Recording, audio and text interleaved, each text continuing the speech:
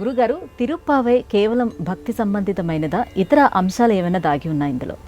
తిరుప్పావై అనేక అంశాల సమాహారం.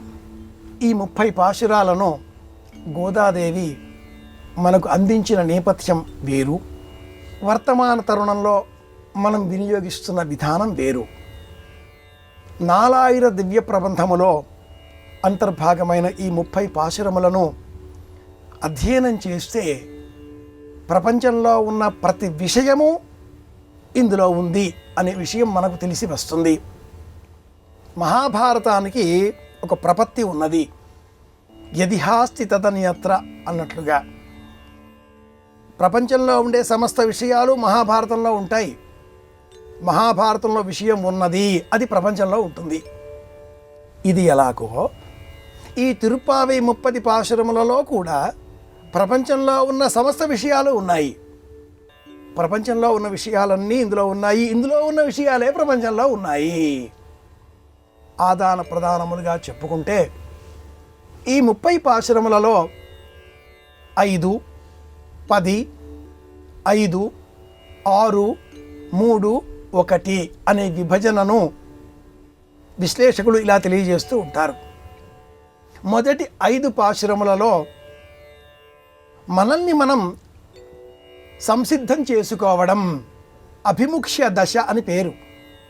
ఈ 5 కూడా లోకంలో ఉన్నటువంటి నీరు, నిప్పు, గాలి, ఆకాశం, భూమి 5 తత్వాలకు ప్రతీకలుగా శబ్దములు, ప్రకృతి, పర్యావరణము, ఇల్లు, ఇంట్లో ఉండే వివిధ ధ్వనులు, వీటి ద్వారా మనల్ని మనం మేలుకొల్పే విధంగా ప్రయత్నం చేయడం. ఎవరో మనల్ని మేలుకొల్పడం లేదు.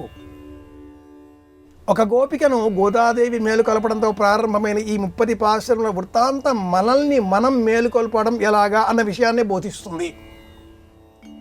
నిద్రపోతున్న వారిని మేలుకొల్పడం చాలా సులభం, నిద్ర నటిస్తున్న వారిని మేలుకొల్పడం చాలా కష్టం. కృష్ణ మేలుకొనవే అంటూ పూర్వకాలంలో భూపాళములు పాడేటటువంటి కాలం ఈ పౌష్యమాసం. తెల్లవారును తూర్పు దిక్కున తెరలు తిమిరములు గుహల దూరెను, అల్ల నల్లన పక్షులవిగో ఊయుచున్నవిగో కృష్ణ మేలుకొనవే. ఈ కీర్తనకు భూపాల రాగంలో ప్రాచీనుడు పాడేటటువంటి వారు. ఉదయం లేవాలి, కృష్ణుడు ప్రాణశక్తి. ఈ తిరుప్పావై పాశురములలో మనల్ని మనం సిద్ధం చేసుకోవడం, ఆ తదుపరి అభిముఖ్య దశ అనంతరం ఆశ్రయ దశ. 10 పాశురముల ద్వారా, పవిత్ర పాటల ద్వారా 10 మంది ఆచార్యులను మనను నడిపేవారుగా నిర్ణయించుకొని వారి ద్వారా పరమాత్మ సన్నిధానానికి చేరడం. ఇది అభిముఖ్య దశలో అనంతరం వచ్చేటటువంటి ఆశ్రయ దశలో కూడుకున్న రెండింటి కలయికతో ఉన్న అంశం. ఆ తదుపరి 5 పాశురములు శరణాగతి. నీవే తప్ప ఇతఃపరం పెరుగను స్వామి అంటూ ఆ స్వామిని రామాయణం, భారతం, భాగవతం వీటిలో ఉండే వృత్తాంతాల స్మరణ ద్వారా కీర్తించడం. ఆలయానికి వెళితే ఒక్కరు వెళ్ళకూడదు, 10 మందిని వెంట తీసుకుని వెళ్ళాలి. వ్యక్తి ధర్మము నుంచి సమాజ ధర్మం వైపు మనల్ని మనం మార్చుకోవడం.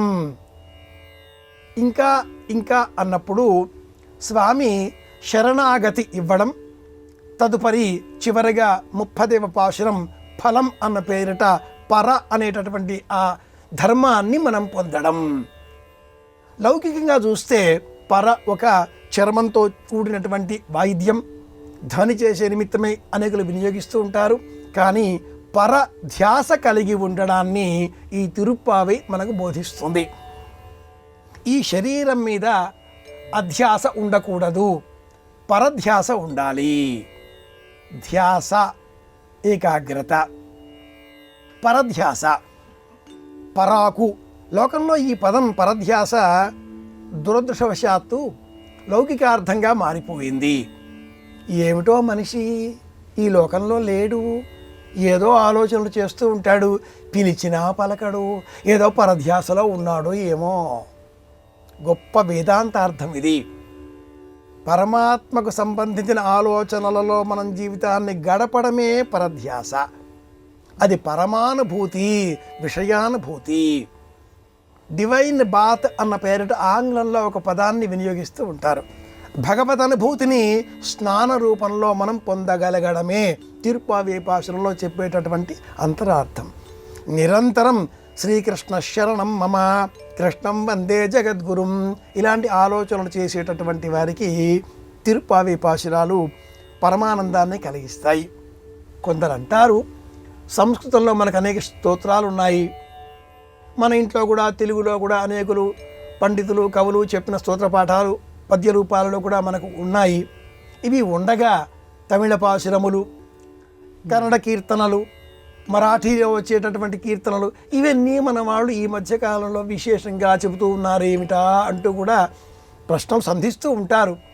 మనం అన్నింటినీ వింటూ ముందుకు వెళుతూ ఉంటాం. పౌష్యమాస సంబంధంగా మార్గశిర పౌష్యమాసాల కలయికగా ఏర్పడేటటువంటి ధనుర్మాస సంబంధంగా చెప్పేటటువంటి ఈ 30 పాశురములలో ప్రపంచంలో ఉండే సమస్త నీతులు ఉన్నాయి, అలంకరణ కూడా ఉంది, అనేకం చెప్పుకోవచ్చు.